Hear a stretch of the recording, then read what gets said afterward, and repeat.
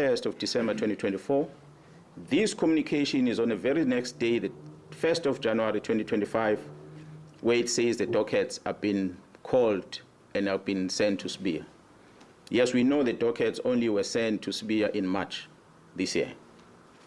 Further analysis of the chats indicates that Vusimuzi Nhlanhla is financially supporting the Minister of Police and Mr. Brown Mkhwanazi's political endeavors. This is supported by the evidence of conversation and the proof of payments of guests for January 8 traveling cost and the Ghana dinner in Cape Town, which was done in 2025. The proof of payment, we have it. As I said, we're going to share with you where Mr. Nhlanhla is sending this proof of payment to Mr. Brown Mkhwanazi. On the 2nd of January 2025, at about 10:05 in the morning, Vusimuzi Nhlanhla receives a copy of the letter of the disbandment of the political killing stars team from Mr. Brown Mkhwanazi, who is an associate with the Minister of Police. I pause to remind you that this is the very same Brown Mkhwanazi that the Minister of Police had denied in Parliament and later confirmed to be his comrade but not involved with police matters. But he's sending this communication. That's what we have discovered through the investigation. On the 14th of January 2025, Mr. Brown communicates with Mr. Vusimuzi Nhlanhla as follows, I quote, "Sure, don't forget to work on your invoices." On the 15th January, Mr. Vusimuzi Nhlanhla responds with a screenshot of an invoice that he has submitted to the South African Police Service, which I guess was due for payment on his contract. On the 26th of January 2025, Mr. Brown Mkhwanazi sent a message to the Minister of Police, Senzo Mchunu, which reads as follows, I quote, "The guy of the funding in bracket 20 is also in Joburg from Tuesday. He is the one I said has a 3 billion contract with SAPS." Close quote. Open quote, again another message. "I am also meeting with the DNC and the COS today."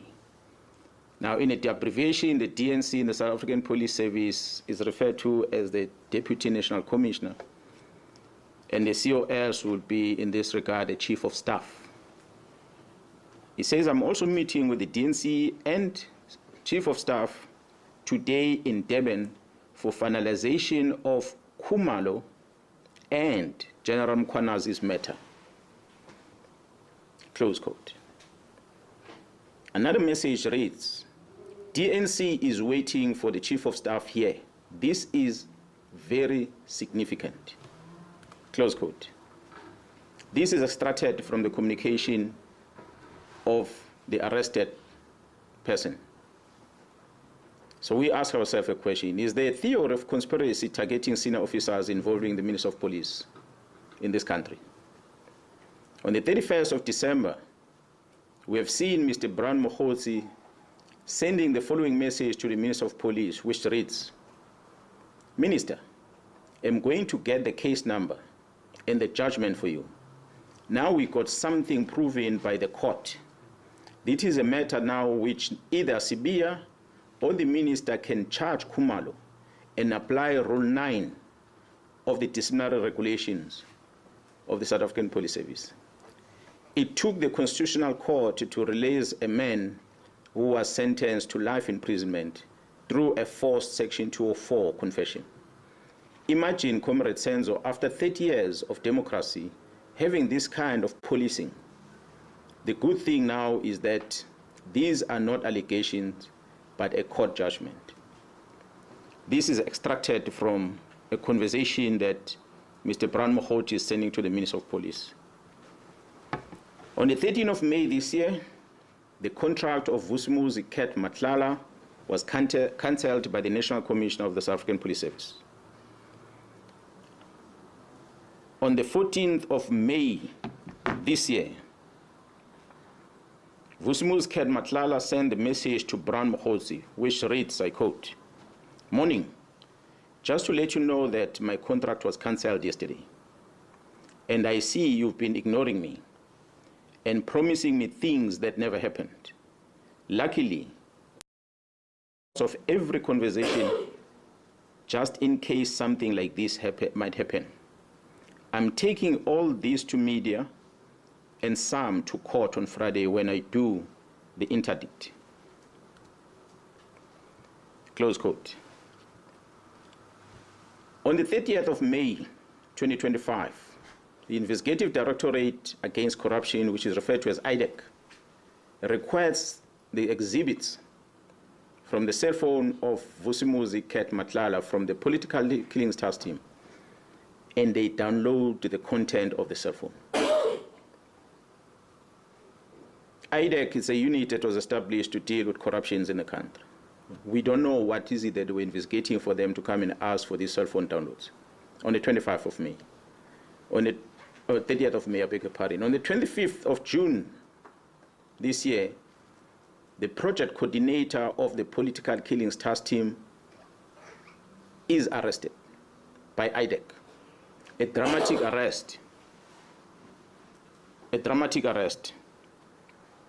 On the 26th of June 2025, the accused, Katiso KT Molefe, who was arrested by the very task team, was granted bail.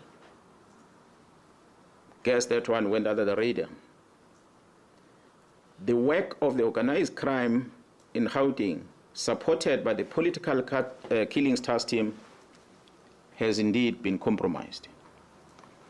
The disbandment of the political killings task team was influenced by the sterling work that they performed in Gauteng to uncover the criminal syndicate, which involved some members of the criminal justice system operating in Gauteng province, and not because of what I presented earlier, which was the work they did in the province of KwaZulu-Natal.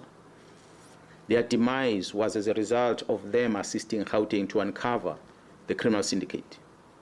Despite all these challenges, we acknowledge and appreciate the resilience of the members of the political killings task team. The political killings task team remains operational, albeit attempt to disrupt its work to protect and serve the inhabitants of the Republic, as enshrined in the Constitution under Section 205, subsection 3 of the Constitution of the Republic. The political killings task team remains operational.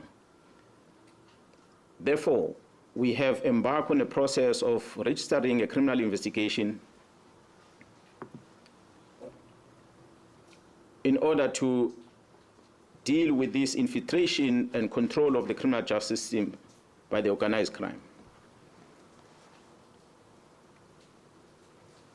We in KZN know that